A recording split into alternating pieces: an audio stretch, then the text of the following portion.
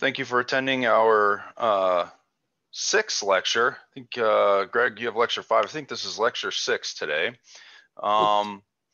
It's going to be going into much more detail on zoning, screening, and personnel. It's going to be presented by our senior resident, Greg Anthony. Greg, thanks a lot for doing this, and go ahead. All right, thanks. And thanks everybody for joining.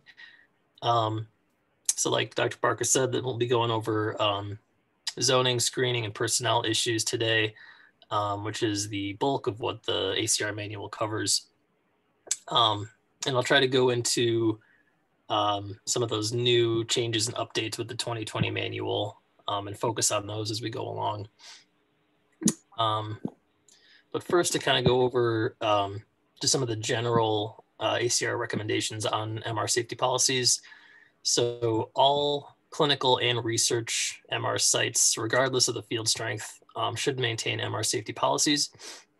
And those should be reviewed and updated as needed anytime there's a change in the safety parameters. So this could be installing faster or stronger gradients or implementing a higher RF duty cycle. Then each site names an MR medical director or Mrmd to ensure that those practices are established and maintained. And then any adverse events, incidents, or near incidents should be reported to the medical director within 24 hours. And we use that info for continuous quality improvement. And that's required under the FDA with their MedWatch program. Okay, so first, zoning.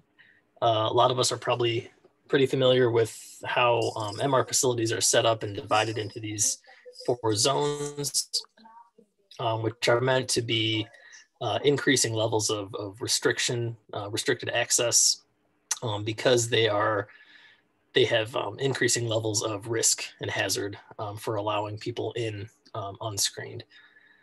So starting with zone 1, this is considered the area that's freely accessible to the general public. It's typically outside the MR environment completely. And then zone 2 kind of serves as this interface between zone 1, which is the public area, and zone 3 and 4, which are the strictly controlled areas that require screening to enter. So zone 2 is where we would greet patients or subjects. And in that area, they're under the supervision of MR personnel. And this is where we perform the screening procedures.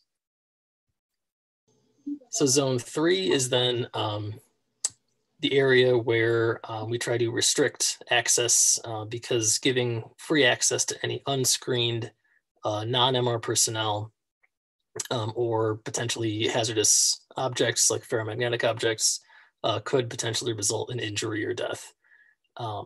So this is, in this zone 3 area, free access is restricted to MR personnel only. And so this should be secured with key locks or passkey systems. And zone 3, or at the very least, the 5 Gauss line should also be demarcated, like with this sign here. And this includes any areas where the 5 Gauss line might extend on either adjacent floors, above or below the MR facility, in stairwells adjacent to it, and also the cryogen vents, which are usually on the roof. That is also a restricted access area, so that is considered part of zone 3. So when delineating where this zone 3 is, we need to consider all those areas and the full 3-dimensional field plots of the magnetic field. Okay, zone 4 then is synonymous with the MR scanner room. And this is always going to be located completely within zone 3. So you can't enter zone 4 without first passing through zone 3. And this needs to be clearly marked to indicate how dangerous the field is in that area. And the entrance to zone 4 should be visible by level 2 personnel when they're at their workstations. One of the sort of new recommendations from ACR is to keep the entrance to zone 4 shut at all times, unless patients are being moved in or out of the room or maintenance is being done. And then there should be a sign to indicate that the magnet is always on. For permanent magnets that should be visible and lighted with backup generators in case of a power failure. Okay, so some sort of unique situations, unique MR environments that are becoming more common nowadays. One of these are these intraoperative suites, MR intraoperative suites. And these can present some challenges and difficulties when it comes to zoning and restricting access. So for these intraoperative areas, these can potentially have multiple entrances to zone 4, maybe from the MR control room, and maybe also from a surgical prep room, for example. So this involves and requires careful planning to make sure that access is controlled and that proper screening is done at all areas that could potentially lead into zone 3 and 4. And because of that, trying to retrofit existing suites to fit these requirements can be kind of difficult. These types of areas could also have dynamic zoning conditions. So if the magnet is mobile and can slide in and out of the room, zone 4 in one configuration may become zone 3 in a different configuration, or vice versa. So another thing to consider when defining zones and setting up and restricting access. Okay, so another thing that we're seeing more commonly nowadays are these multimodality rooms. So PET MR or MR guided radiotherapy. We now have our Siemens Biograph MMR over in Goodman. So these types of devices require a larger variety of staff. So people like nuclear medicine personnel, radiation oncology personnel. They may not have, as part of their standard training, MR safety training. So that needs to be provided to them if they're going to be working in and around that area.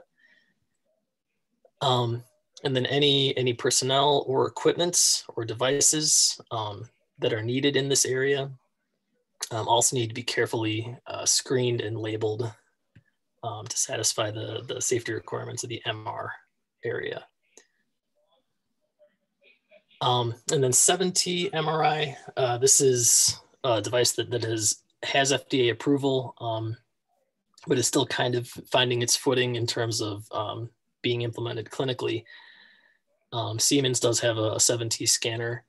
The big concern with these is they are, of course, a higher field strength. So they do employ a higher RF frequency.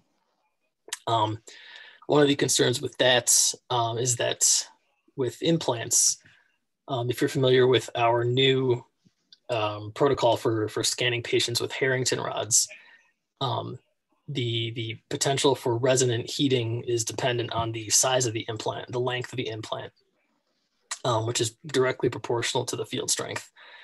So in this case of 7T, you can have resonant heating with relatively short implants on the order of 5 to 7 centimeters, which are considerably more common than something like 13 centimeters for 3T or 26 centimeters for 1.5T. So a greater concern there. The magnetic forces and lens forces, those eddy current induced forces, are also much greater with 7T. And there are also some temporary bioeffects that have been reported from patients undergoing scans at 7T. And these include sort of disorienting symptoms, things like vertigo and dizziness, or effects on hearing, visual, metallic taste in the mouth. And then, of course, any implants or devices that are labeled as MR conditional should be evaluated at 7T if their labeling is not listed for 7T. It shouldn't be assumed that they're safe at this field strength if they're listed as safe for 1.5 or 3. Okay, so Now getting into more of the personnel issues. So one of the things that the new ACR manual is kind of more clearly defining now are these roles of these three positions who are kind of together in charge of the MR safety program. So the Mrmd, the Mrso, and the Mrse. And so the responsibility is shared between those three. So those are defined by the ACR. The Mrmd is going to be a licensed physician or radiologist with the appropriate training in MR safety, who is going to assume the ultimate legal responsibility for the safety and operational safety of the MR facility. And their duties would include safely executing all the MR exams, appointing those other two positions, the Mrso and Mrse, developing and implementing safety policies and QA programs for MR safety, record keeping and risk assessment, and then any adverse events, investigating and recording of those. So that's the Mrmd. Next, we have the Mrso, which is a suitably trained level 2 MR personnel, usually an MR technologist. This is going to be more of the boots on the ground person, so to speak, who's responsible for overseeing the safety practices in the MR environment and making sure that the policies put in place by the Mrmd are being followed within a defined component of the practice. So for example, you could have one Mrso for each shift at each location. And their duties are pretty numerous. So ensuring that operators of the MR facilities have accessibility, enforcing the Mrmd's safety policies, cooperating with the Mrmd to develop and document and execute those safe practices, ensuring that any other auxiliary staff like nursing, emergency personnel, technical or engineering who are going to be in or around the MR area are being properly educated in MR safety, reporting back to the Mrmd on any safety related issues or incidents. Number 6 is a big one that we're trying to push for now with our MR safe, MR conditional, or MR unsafe labeling campaign. So making sure we have a clear procedure for purchasing, testing, and labeling anything that is portable that's going to be taken into zone 3 or 4. And then also providing safety advice on modifying any MR protocols. And then lastly, we have the MR safety expert or Mrse. And this is sort of an advisory role or a resource for the Mrmd and Mrso for any non-medically related MR safety issues. So this may be an external person. Often it's going to be an MR physicist who doesn't need to be present physically at the facility, but should always be easy to contact and reachable. And so they're going to be providing sort of engineering, scientific, and administrative related advice on MR safety, development and evaluation of the MR safety framework, safety advice on any non-routine procedures like implants, especially non-conditional implants, like non-conditional pacemakers or cochlear implants, things like that. And then providing advice on the safety aspects of the QA and acceptance testing programs. Okay, so now MR versus non-MR personnel. Any staff that are going to be working at least within zone 3 will require MR safety training annually. So these will be the MR personnel. And we divide those then into 2 subcategories. So level 1 personnel are going to be those who have passed the minimal safety education requirements, which are defined by the Mrmd to work in zone 3 and 4 without posing a risk to their self or others. And to maintain this status, they should be regularly working in zone 3. So for example, somebody who maybe once a year goes and takes a MR safety course, but then is never actually present or working in zone 3, that would probably not be sufficient to maintain level 1 personnel status. Level 2 personnel are then going to be more extensively trained in MR safety aspects for both themselves and for patients or subjects. So things like RF field risks like thermal loading and burns, peripheral nerve stimulation from gradient fields, cryogen safety, contrast agent safety. So more detail in terms of patient safety, especially. And then anyone else who has not completed safety training in the last 12 months is then going to be considered non-MR personnel. Okay, so supervision. Greg, sorry? can you go to the previous slide?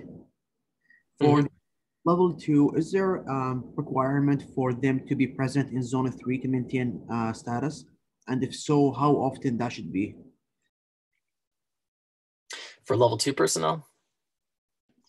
Level 2 personnel, that is a good question. Generally, MR technologists are going to be level 2 personnel. Obviously, they're going to be present, but there may also be physicians or radiologists who are level 2 personnel. And I'm not sure if they are, Jason, I don't know if you have more insight on this, if those types of level 2 personnel have a requirement for being present on a regular basis in zone 3 or 4. Mrse, do you mean when patients are present, or do you mean to maintain their level 2 status? To maintain their status. To maintain their status, they should be working regularly in zone 3 or zone 4 and have taken the testing for that year. Those are really the only requirements. Okay. For level 2 as well. So thank you. Great. Thanks. Okay. So for supervision, any non-MR personnel that are going to be in the zone 3 or 4 vicinity or in those areas must be in visual contact and under supervision of a level 2 MR personnel while they're in that area. And the exception to that is if they're in the restroom or changing room when verbal contact is sufficient. And that level 2 MR personnel must maintain that supervision unless or until they formally transfer the responsibility to a different level 2 MR personnel. So then the difference with level 1 personnel, they do have free access throughout zone 3 and 4 unsupervised, but they cannot directly admit or be responsible for non-MR personnel in zone 3 or 4. That responsibility is delegated to level 2 personnel. Okay, so then some of the updates in the 2020 edition of the ACR manual, which we've gone over previously, but just to review, because this is sort of a big and important change. So they require that at least 2 MR technologists or 1 MR technologist and 1 other MR personnel be present in zones 2 through 4 whenever patients are present in the MR environment. And those 2 personnel must be able to communicate within earshots at all times, meaning they are close to each other, can communicate with each other.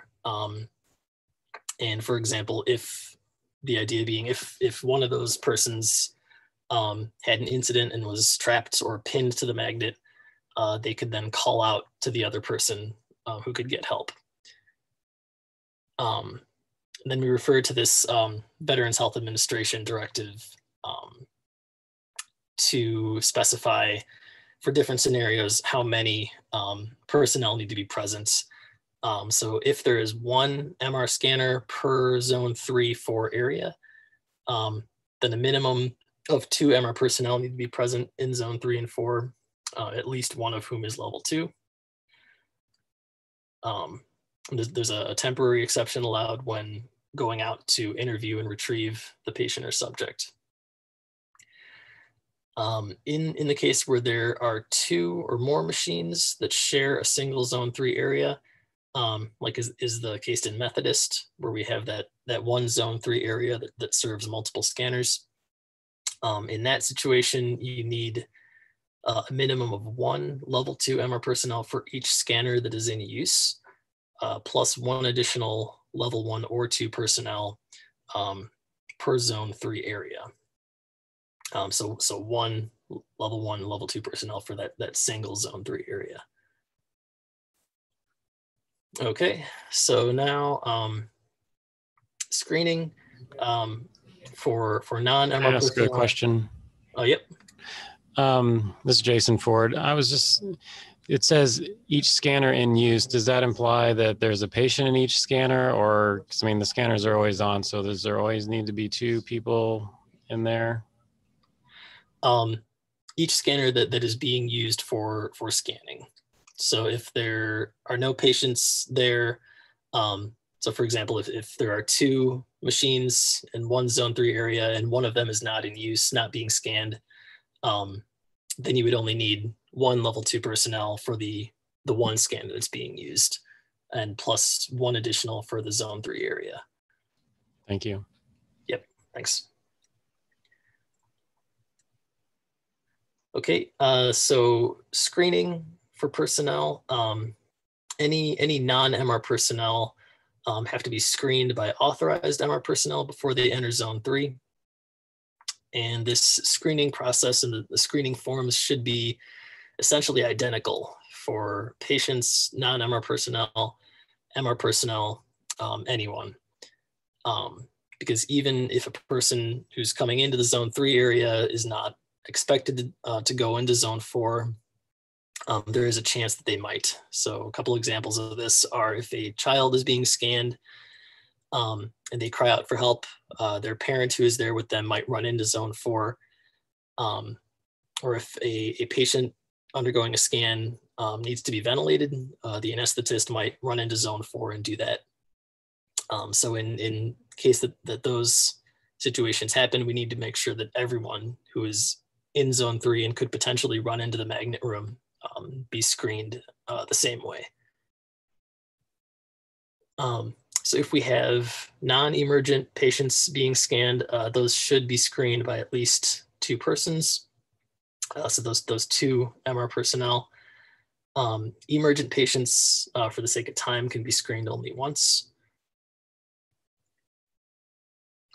And then some general guidelines for personnel screening. The patient or their parent guardian, if applicable, would complete the questionnaire. And then those responses should be then reviewed orally with the MR personnel as sort of a second check. And then that questionnaire would become a part of the patient's medical record. So everything is recorded and in writing. If there's any history of foreign metallic objects, either through injury or implantation, that should be investigated and reviewed. If the type of object is not known specifically, that can be investigated and determined either by looking through patient history, plain x-rays, prior CT or MR studies, documentation of the implant, etc.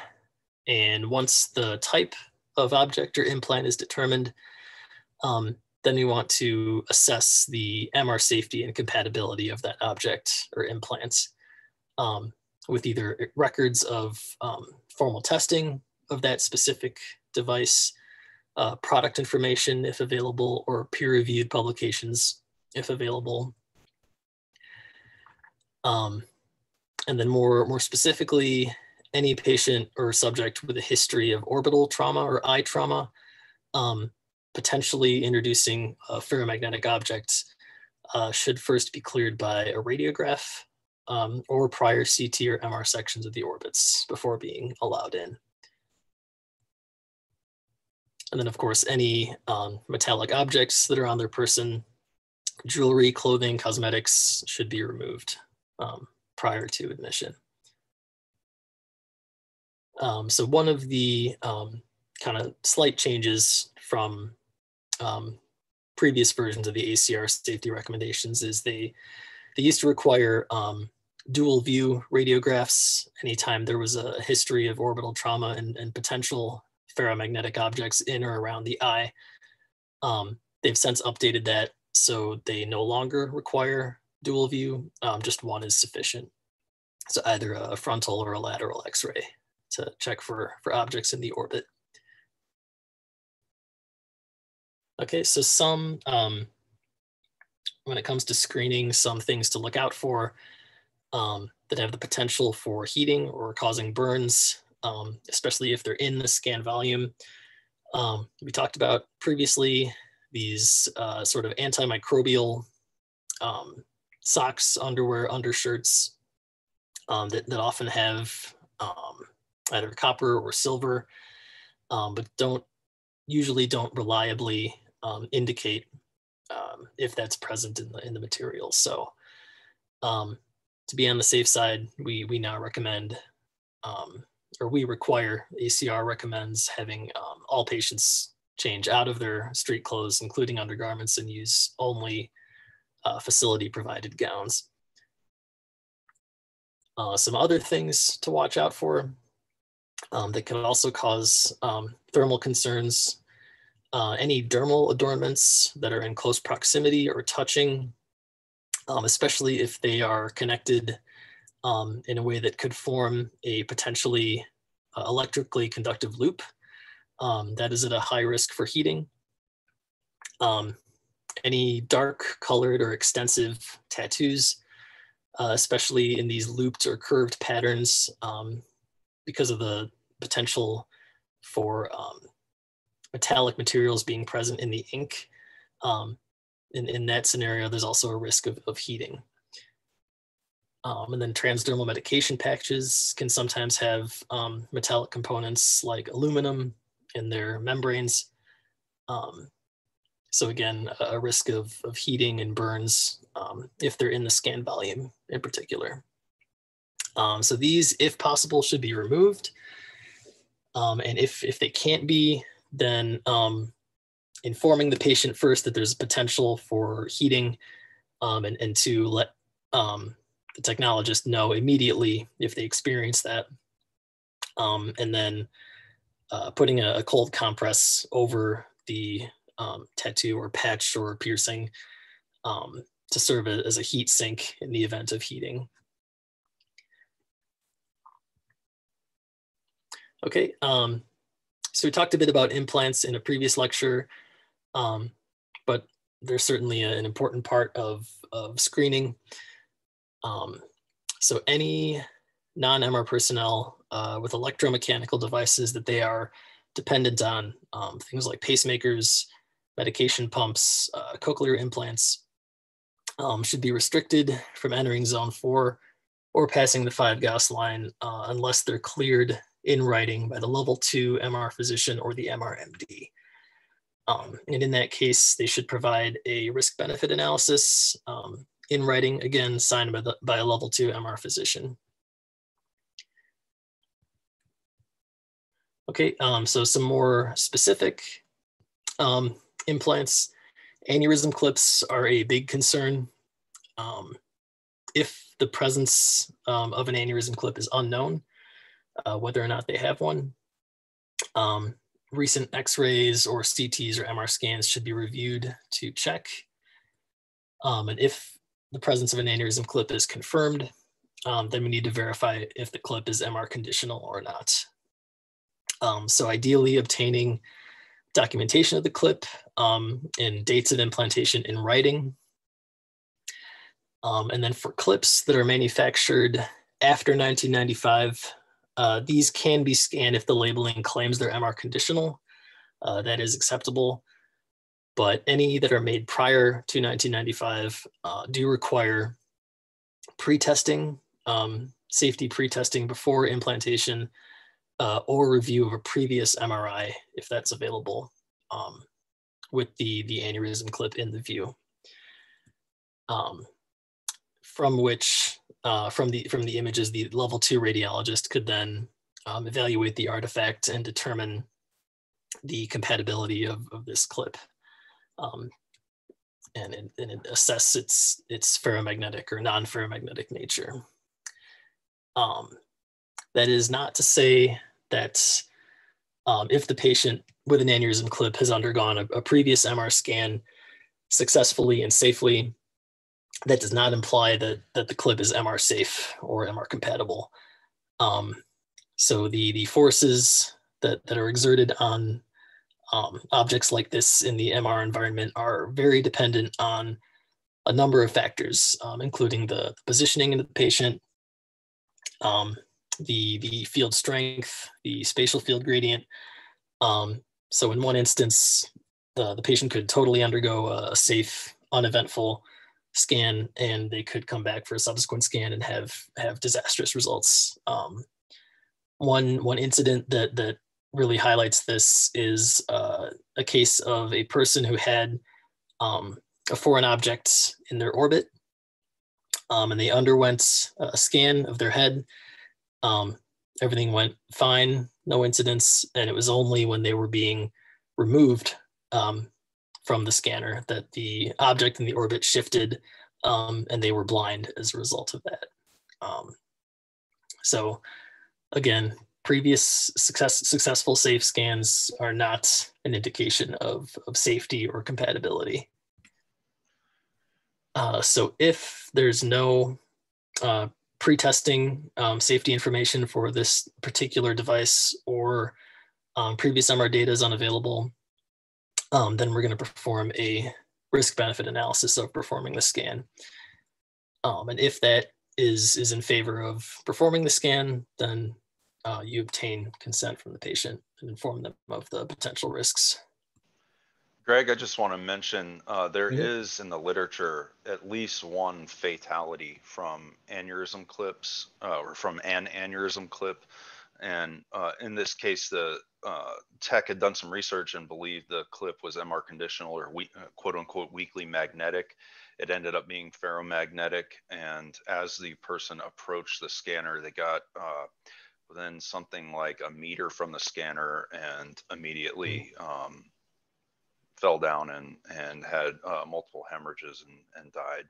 So not that common, but obviously of utmost importance, as Greg stated. Right. Yep. Definitely a big concern there.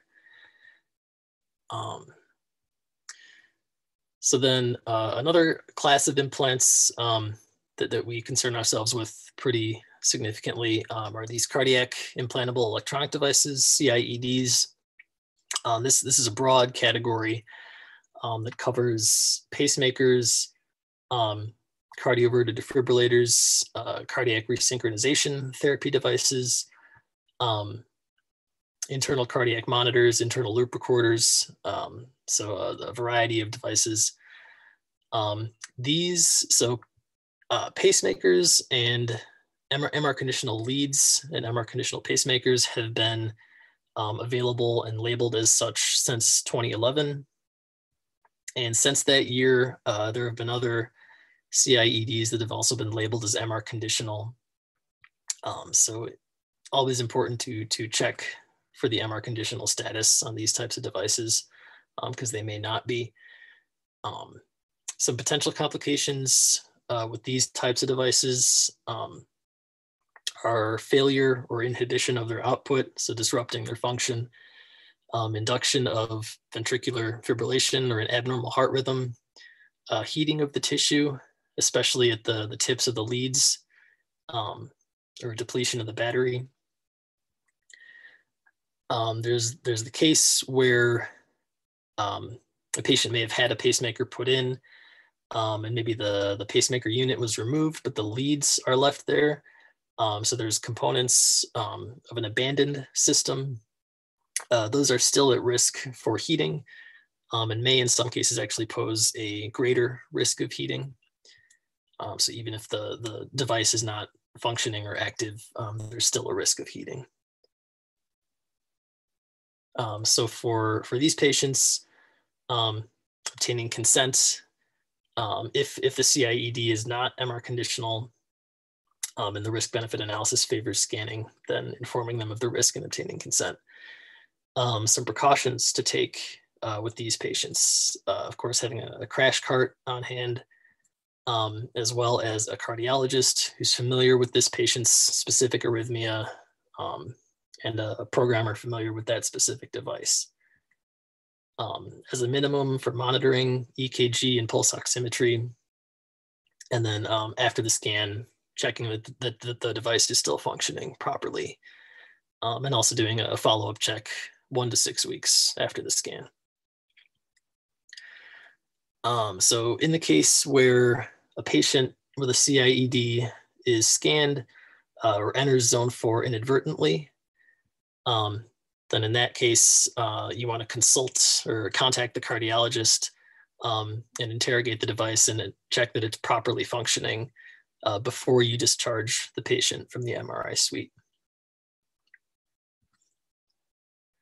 So for non-conditional CIEDs, non-MR conditional, the updated ACR recommendations are to consult the Heart Rhythm Society for handling patients with non-conditional pacemakers or CIEDs. So let's say we have an unconscious patient and there's no medical history available that we can obtain. What do we do? So if the exam can't wait, if we have to scan them, then a level 2 MR personnel would examine the patient for any scars or anything indicating that there might be an implant or an injury that could have introduced a metallic object. And then any of those suspicious areas that are found, obtaining x-rays or recent CT MR scans of those areas, as well as of the skull and orbits and the chest, which are more sensitive areas and potentially have very high risk if there's a foreign metallic object in there. And then of course, monitoring the patient, because in this case, they can't indicate if they're in any injury or pain. And with the monitoring equipment, exercising precautions to prevent any potential burns or thermal injuries from things like EKG leads. So making sure they're properly placed, that there's no potential electrically conductive loops formed with the leads. Okay, so to scan a patient with any implants or foreign body, that final decision to scan or not ultimately rests with the level 2 MR radiologist or personnel or the Mrmd, pending a risk-benefit analysis. So the risks would then include mechanical forces on the object, thermal heating in or around the object, or disruption of its function. If it is a ferromagnetic object, then there's the risk of movement or dislodging due to magnetic forces, which could cause, as we mentioned earlier, catastrophic effects, internal bleeding. If it is a recent injury or a recent implant, one way to mitigate the risk of this kind of movement is to wait for the scarring to set in around the object, about several weeks or so. That can help to sort of fix it in place and prevent movement from those magnetic forces. For objects that are non-ferromagnetic, the risk of motion essentially comes down to just those lens forces that are the result of the eddy currents induced by moving the object through the spatial field gradient. For smaller objects, this force alone is very weak, so comparatively much less of a concern than ferromagnetic objects that are subject to the main magnetic field force. Okay, so some other precautions when it comes to zone 4. I mentioned before, one of the new recommendations from ACR is to keep The entrance to zone 4 closed, the door closed at all times unless there's patients being admitted or maintenance is being done, just to prevent any incidents from people wandering into zone 4 who shouldn't be, or bringing objects into zone 4 that are not MR safe. So then when moving a patient or a subject who's about to be scanned from zone 3 into zone 4, one of the newer recommendations is to perform this so-called full stop and final check, which is meant to be sort of a last barrier, last line of defense prior to going into zone 4, in which you verify that the patient identity is correct, make sure that screening has been performed to a satisfactory level for the patient and any personnel that are going to be present in zone 3 or 4, and confirming that nothing has changed during the time the patient was in zone 3 that could compromise their safety or the safety of other personnel. So just verifying that screening has been performed satisfactorily for all persons and objects prior to letting them into zone 4. Okay, for monitoring patients, theoretically, there is a risk of thermal injury from heating of the monitoring equipment at any field strength, but it is definitely greater at higher field strengths. That is greater than 1T, so the more common clinical used fields of 1.5 and 3. So to prevent this, careful selection of equipment is important. Using MR conditional leads, making sure they're properly placed without forming any electrically conducting loops. Using cold packs if necessary, especially if there's an unconscious patient over those leads. Pulse oximeters also can monitor heart rate and rhythm, and compared to EKG leads, they're easier to keep out of the RF field if you can just put one on the patient's finger. And wireless models like this one are very convenient as well, and would reduce the risk of forming those electrical conducting loops with the wires. Okay, so if there's an incidental finding of a foreign object during a scan, something that we don't want to ever see, but if it happens, what do you do? So immediately, you want to notify the medical director, safety officer, and or the physician that an object has been found.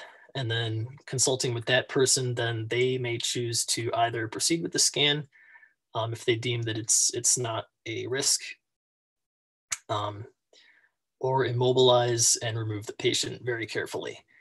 And in that case, very important to keep in mind that any forces on this object are going to be proportional to the rate of motion through the field and the field gradient. So you want to extract the patient very slowly and carefully, and keep in mind that directly outside the bore, the spatial field gradient is highest. So having them sit up immediately after they leave the bore is actually putting them through the greatest spatial field gradient, so posing a very high risk. So maintaining a prone or supine position until they're well away from the bore, out of the room ideally. So pulling them out, transferring them to a bed or gurney, pulling them out of the room, and then sitting them up is the ideal way to extract the patient. Okay, so some considerations for pregnancy. First off, for healthcare practitioners who are pregnant and are going to be working in or around the MR environment, they are permitted to do so throughout all stages of their pregnancy, but they are advised to not remain in zone 4 while a scan is occurring.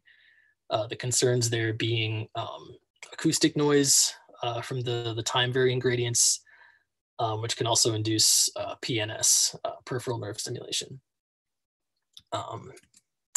So for pregnant patients, the big difference being there's no risk benefit trade-off here. There's no benefit that they're gaining. So mitigating the potential risk is the main concern.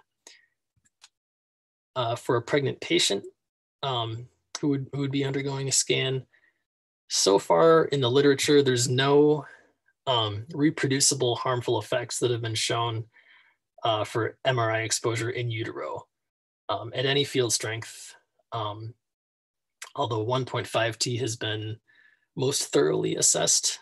So 3T have fewer data available. 7T has very little data available. But theoretically, the potential risks for scanning in utero are the time varying gradients, which can induce PNS or acoustic concerns from noise. RF fields can induce heat deposition. So for pregnant patients, the recommendation is a 1.5T scan, although up to 30 minutes of scanning at 3T is considered safe. That's based on an animal study where pregnant pigs were scanned and no adverse effects were observed up to 30 minutes at 3T. Administering gadolinium contrast to pregnant patients routinely is not advised. In the event that there is contrast administration, a need for contrast administration, then performing a risk-benefit analysis in that case is also warranted. Okay, so for prisoners, parolees, any metallic restraints that they have on their person or RFID tracking bracelets, if they're allowed to scan with those on, could lead to a number of problems. If it's ferromagnetic, being attracted to the magnet, causing either injury or damage to the device. Artifacts in the image are a potential problem.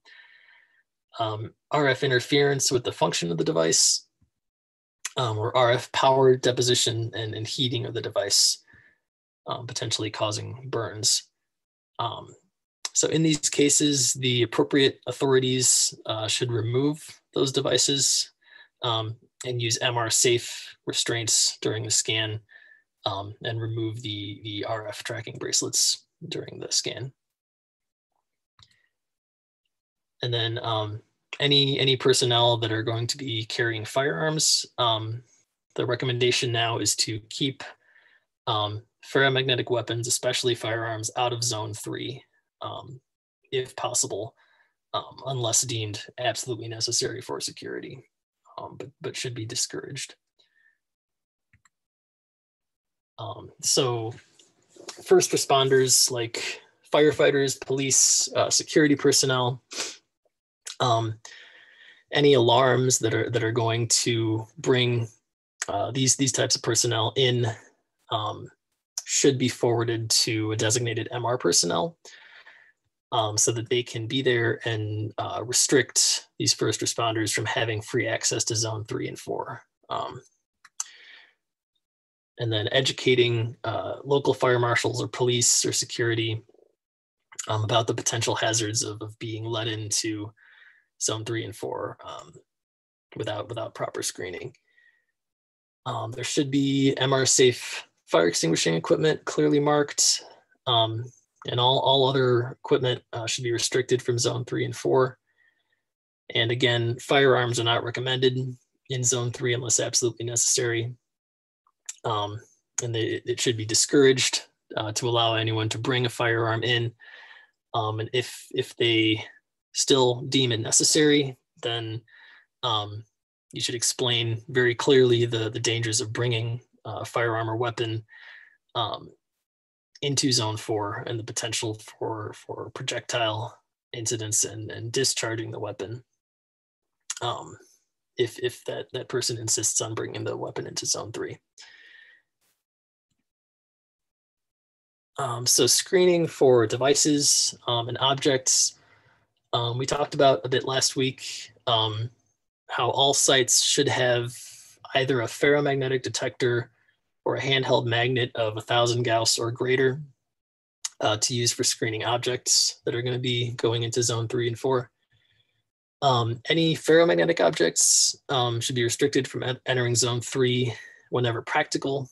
And I'll talk in a bit about exceptions when that could be acceptable. So before permitting any objects or devices into zone 3, everything should be identified in writing as one of these 3 conditions. So MR safe, MR conditional, and MR unsafe. And generally these symbols are always going to be the same shape and color. So green square for safe, yellow triangle for conditional, and red circle for unsafe. So very, very clearly marked. So MR unsafe objects can be brought into zone 3 with a few under certain conditions. So if they are deemed necessary for patient care and they are under direct supervision of level 1 or 2 personnel to make sure they're secure and they're kept secure and away from the entrance to the scanner room to minimize the risk that they will be carried into zone 4.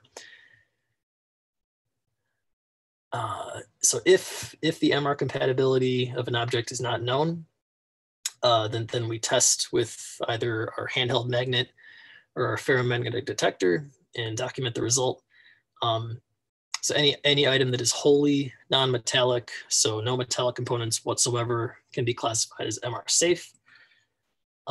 Anything that has a metallic component then would be MR conditional if it experiences no force from that testing magnet, or MR unsafe if it is attracted to that magnet. So then we want to apply the appropriate label to any portable device that could be brought into zone 4. So this is what we've been going around and doing at all the IU Health sites, is trying to label anything around zone 3 and 4 that could be transported into the magnet room. Any electrically powered equipment that could be brought into zone 4 should be tested according to this ASTM F2503. And any labels that use these sort of outdated terms like non-magnetic or MR compatible, anything other than these 3, MR safe, conditional, or unsafe, is not a proper term and should not be trusted. Of course, anything that is metallic or has metallic components and is listed as MR safe should not be trusted.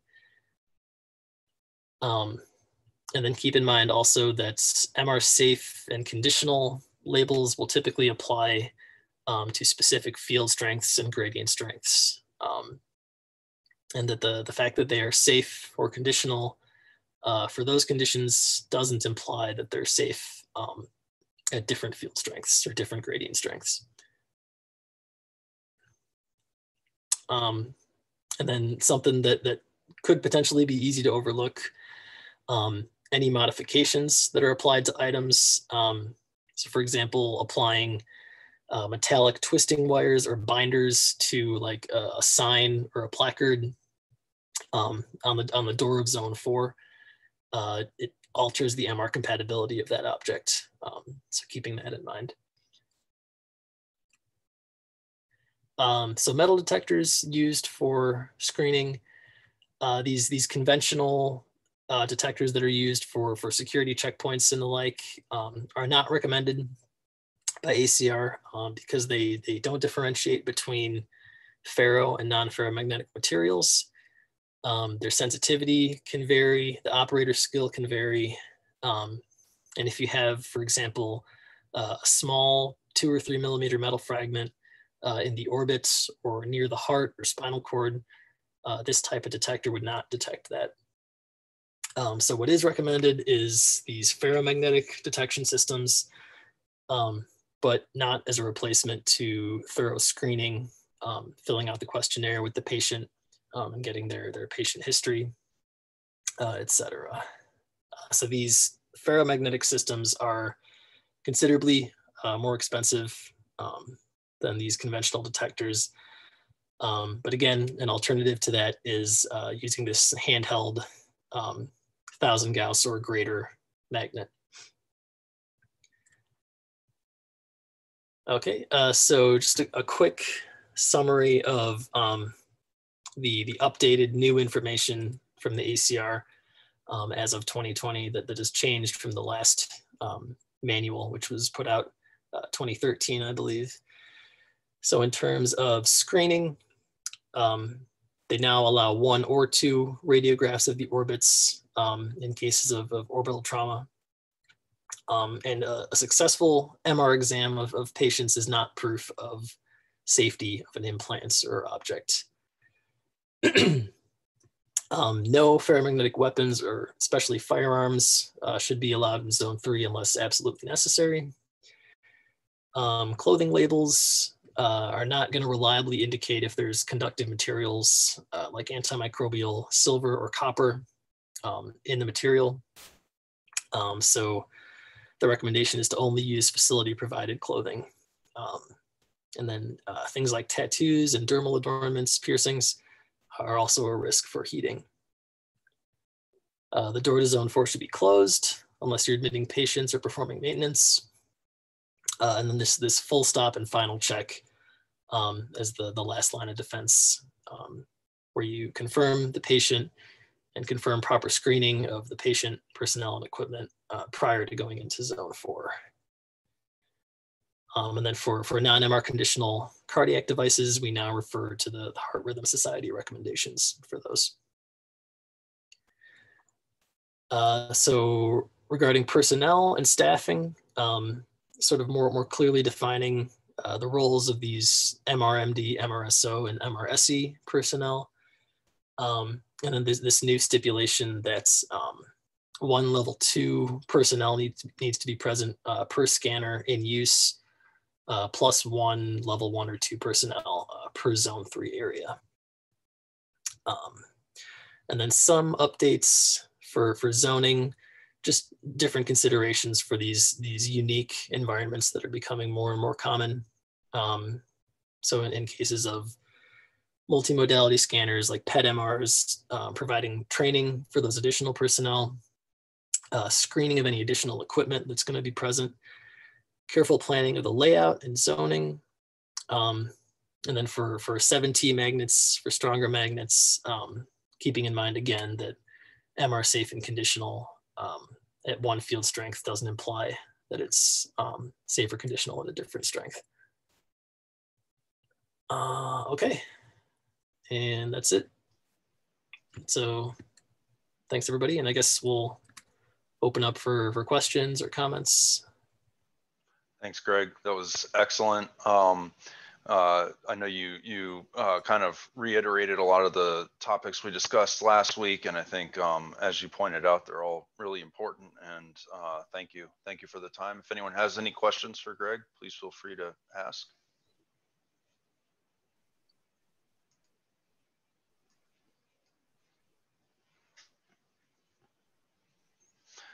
Greg, I have one question about the Zone 4 door.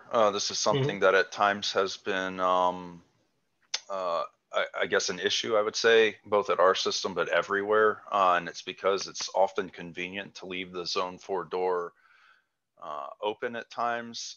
Can you just clarify for us one more time? When is it okay to have the door open? So the recommendation is to only have the door open when you're admitting a patient or bringing a patient out or performing maintenance on the machine. And I believe they recommend while the door is open, one option is to have like a plastic chain across the door with a sign that will restrict access to Zone 4, even if the door is open. Right. Sort of a backup, safety method. Excellent. Thanks. I know that Dr. Cooper led a visit out to Nationwide Children's and Cincinnati Children's, and I believe maybe it was at Cincinnati Children's where they had actually had folks go sit in Zone 3 and like count how many times the Zone 4 door was left open in an inappropriate way. And there was a severe number of violations, and they instituted some changes to address this. And I just want to emphasize that the door needs to be shut. It is inconvenient, but it's a major safety issue, and it is now clearly stated in this new manual. So thank you. Dr. Moran on chat said, how are level 1 and level 2 MR personnel identified? Is there something on their badge? Greg? Something on their badge. We don't have anything like that right now. No, not at the moment. So Dr. Moran, I think the one thing to consider is that all MR technologists are level 2 trained. They must be by definition. I think the question is then if you have, radiologists or other folks who may have a need to be level 2 trained. We have not put any type of formal identification in place for them. That could be something we could talk about, though. And I do know other sites have done something similar. At least when it comes to MR personnel, they'll put something on their badge that states that they're MR personnel, which means they have to be at least level 1 trained.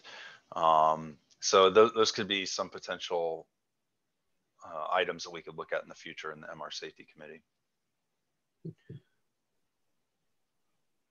I do have a private message just asking if there is any dedicated risk benefit form that's used at this time that the radiologist signs off on. And right now we do not have a dedicated form for that. That could also be something that we consider in the future, though. I think standardizing our paperwork, whether it be consenting or documentation of implants, documentation that the Mrmd has reviewed the situation and provided a recommendation, is something that we need to standardize without a doubt. So that'll be something we're working on in the future, but it doesn't exist right now. Any other questions? This is Melody. I have a question. Jason, this may be more for you. Is there any legality to the MR screening form itself? So if a patient clearly can answer the screening questions, and we do our double checks before we walk them into the room, and then we find something metallic, and right, God forbid something bad should happen before we can safely remove them from the magnet, do you know where the legality lies in that situation? I don't. That's something we can address in the last talk, in the last module, medico-legal implications. But I don't know, Melody. That's a great question. The one thing that we have working for us in this situation is the patient signs that form. They could make the argument that they didn't understand the question, and I do know many of the MR safety incidents that have occurred have been because patients incorrectly answered the questions. I don't have a good idea of whether anyone has ever been legally, whether they've been able to overcome that and still state that it was the hospital or Mrmd or Mrso's fault that they were injured, even though they answered incorrectly. That'll be something I look at. But I would say that, as you know, the good thing about that situation is it's documented on paper and it's signed by the patient and by the tech. One little caveat I would put out there is I mentioned last week in the study that I had found that something like 20% of or maybe 50% of the incidents that had occurred in a hospital in Boston had been due to just not having screened the individual correctly and documenting it on paper. This is your point is a great example of why it needs to be on paper and signed every time for every patient. But I'll try to look into that in more detail in the last talk. And then I just have one more question. When you guys talk about scanning the patients with pacemakers, we are doing that at Eskenazi. We have not gotten into the non-conditional ones, but is it within a technologist scope to monitor the patients? Or do you guys always have a nurse or someone else that does the monitoring during those scans? We do not consider it to be within the technologist's scope to monitor the patient. The technologist should be responsible for administering the scan and the safety aspects of the scan. A nurse should be present to monitor the patient. We use, when we can, radiology nursing. There's plenty of situations where we can't get support from radiology nursing, so we will use floor nurses. As you probably expect, it is a major pain point for these patients, because often, nursing is a separate department, and for various reasons can't provide someone or can't do it in the time fashion that we need it done. But per the manual, they need to be monitored, and we do not feel that MR technologists should be responsible for monitoring the patient during a scan like that. So we require nursing to be present in the policies.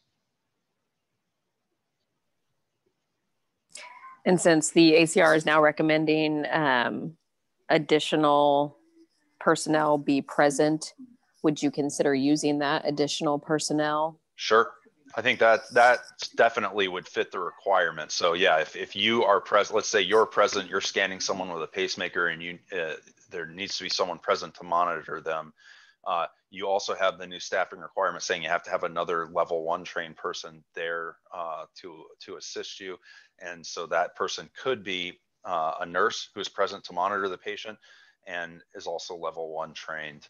The issue might be, Melody, if you have to call a floor nurse down and they are not trained. I mentioned this briefly last week at Riley. They've put together kind of a quick level 1 training course, I would say. It takes about 10 minutes to complete. You go through some slides, and then you have to take a quiz and pass the quiz. But if you do that, you're certified level 1 trained for the next 24 hours. I'd be happy. I think we'd be happy to share that with you all too, if it's something you'd like to consider implementing as a possible solution. As you know, we don't think it's the best solution, but because of these major changes and the financial implications and all that come along with them, we're trying to kind of go in steps that'll work for everyone. So that's one solution that has come up. If you can't train all of the floor nurses and have them all take your level 1 test. Thank you. Yep.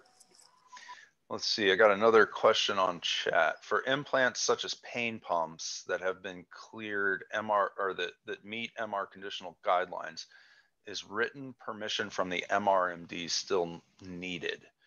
I'll answer this. The answer is no. The one thing you have to consider with MR conditional devices is when the Mrso does the research and determines that the device, that the conditions of the scan will meet the device's requirements, you are now performing that scan as the FDA requires you to perform it. And as long as you stay within those guidelines, and it might be you can't have any more than 15 minutes of continuous scan time, or it has to be at 1.5 T, or SAR has to stay below 1.5 watts per kilogram. There could be all types of conditions, but once you ensure prospectively that you're meeting those conditions, you're scanning that patient like any other patient, so to speak. There is no additional risk as long as you meet the conditions. So there isn't an additional requirement for documentation then. You do need to document that the device is MR conditional, meaning you need to write down its make and model, of course, and you need to document that you met the conditions of the device. In cases where, like in cochlear implants, we might have physicists present where they will help with like reducing SAR or modifying the sequences to meet the requirements of the device. In those cases, I would recommend, like when we have our physicists do it, they actually have a sheet where they monitor SAR and and monitor what changes they make to the sequence. If you don't feel that you need a physicist present or aren't able to have one present, I would recommend that you at least document changes you made to the sequence to ensure that it did stay within the conditions. That's everything on chat. Any other questions? Jason, do you guys have a specific policy for patients that are intubated or altered mental status that cannot fill out the screening form? We struggle with that at Eskenazi because we don't have a lot of patients that have family members. And we had a week-long safety event and came up with a policy, but we also, get residents all the time and trying to explain this policy over and over again. I just didn't know if you guys had a more streamlined process or policy in place for those types of patients. Not that I am familiar with, Melody. I know this is another issue for everyone.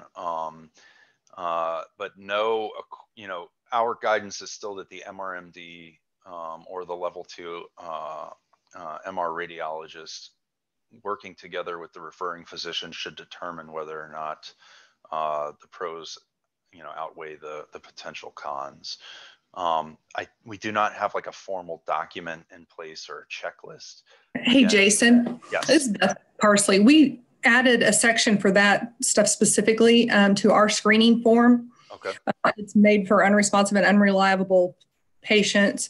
And we have a checklist where we check clothing and bed linens for, wires, fasteners, objects, anything. And then also a physical examination of the patient's skin to check for areas of scars or deformities, anything that would indicate an implant, also medication patches, and we review previous imaging. Mm-hmm. And we also, where we have a checklist to consult with the radiologist regarding x-rays and CTs. Excellent. Would you be willing to share your safety form with the group, Beth? Yeah. Okay. Yeah, I can send it to you and okay. Have you push it out. Okay, great. And then who signs off on that?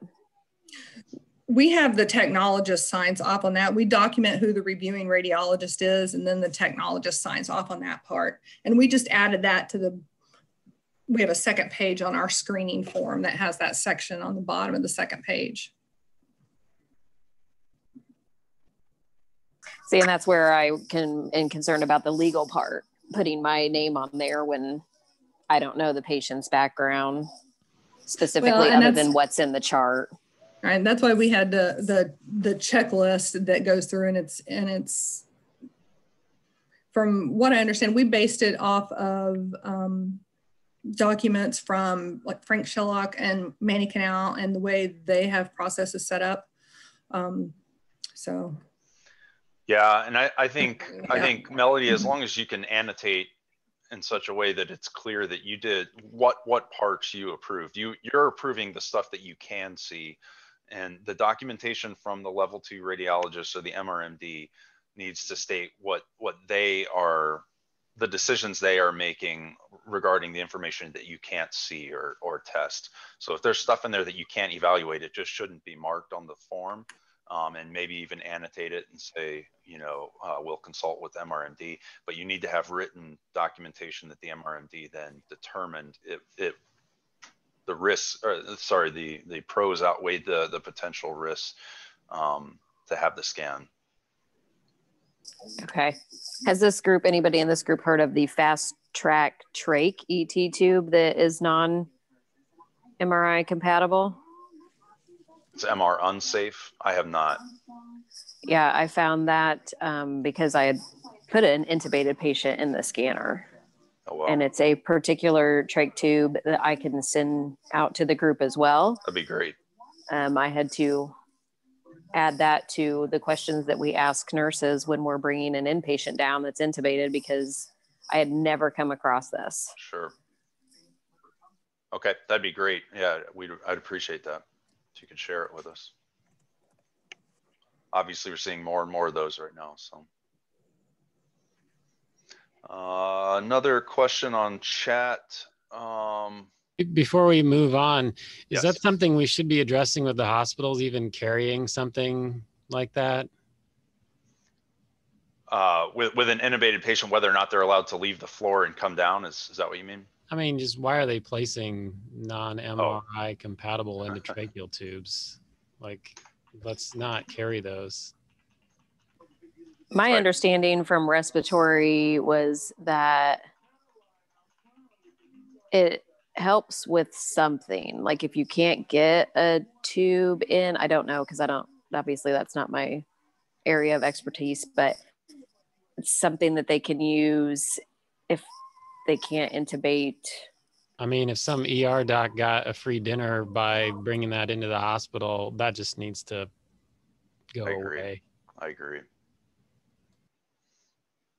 I will run that up to the Imaging Clinical Council and see if we can get some more clarity on why those situations might exist, because as you all are pointing out, they're all probably unnecessary major risks, and given that we're seeing so much more of it right now, is something we should address. So. Another question. When the patient changes for their MR exam into hospital issued gowning, what is our view on gowns with metal clips from the floor? So the gowns cannot have metal clips. The gowns should be completely free of metal clips. Caseland, in the case where if you just absolutely have to have gowns that have some type of metal button on them or something like that, you would want to get that cleared by the Mrse / the MR Safety Committee first.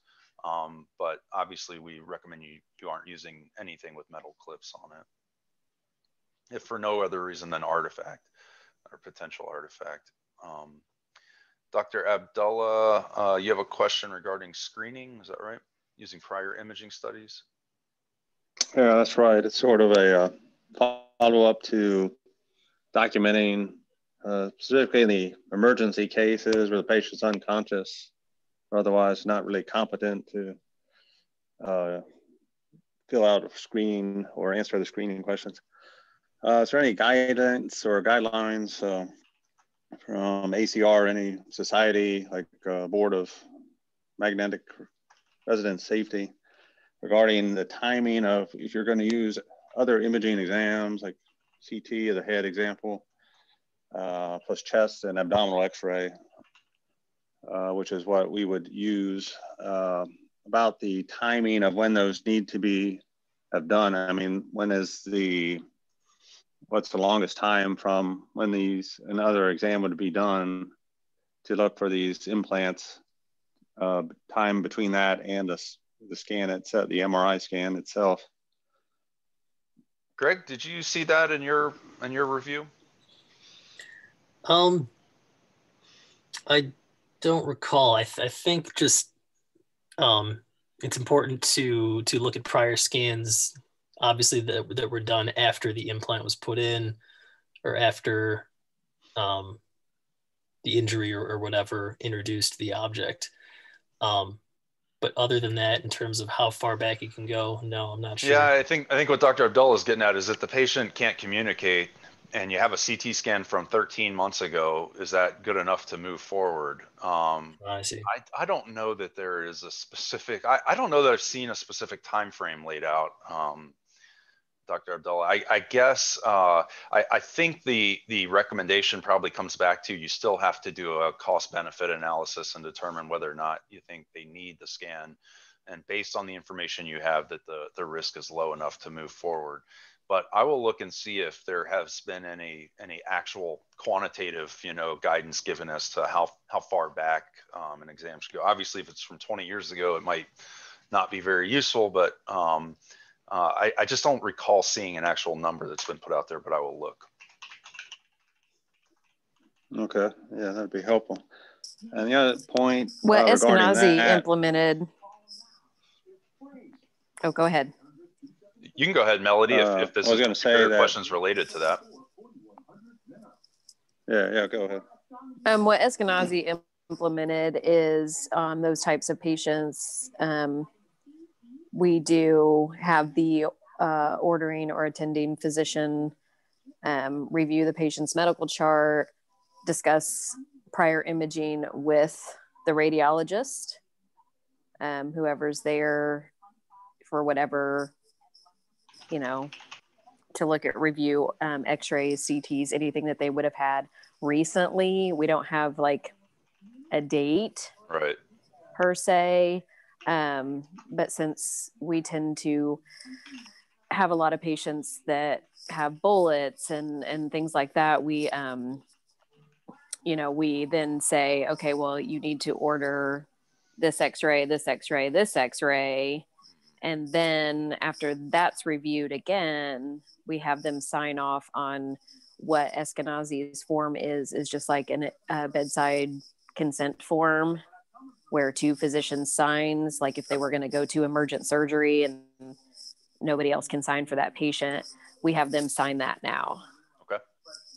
Saying that they reviewed the chart, reviewed prior imaging, and to their knowledge, they are MRI safe at that point. Yeah, I guess I think the added benefit of having the ordering and the radiologist review the chart is a good suggestion, because you might, like you said, see evidence of some type of trauma that would set off an alarm. You would hope you had imaging of that available too, but you may not. So, all right, Dr. Abdullah, you had another question? Oh, yeah, it was with regards to emergency screening in the talk. I think it was said that the prior imaging examinations, yeah, this is for an emergency patient that cannot complete a screening form. I think it said should include head and neck and chest, but I would maintain that it should also include the abdomen down through the pelvis, because you've got potential implants that don't have any guide wires and are at the level of the abdomen and pelvis. So that's the policy we have in the South Central region. I completely agree with that. Completely agree. There's plenty of really bad stuff that could happen down there if you're not aware of it.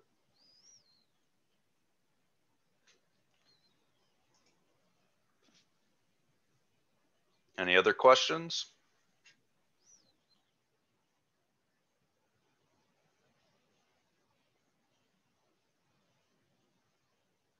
All right. I did send out the test link, so hopefully you have already received it. If you haven't, let me know. If you have any problems with the test, let me know. Greg, thank you very much again for giving us this great talk. Thank you all for all the participation and discussion we've had. And we will see you next week when we talk about infection control. Thank you. Thank you.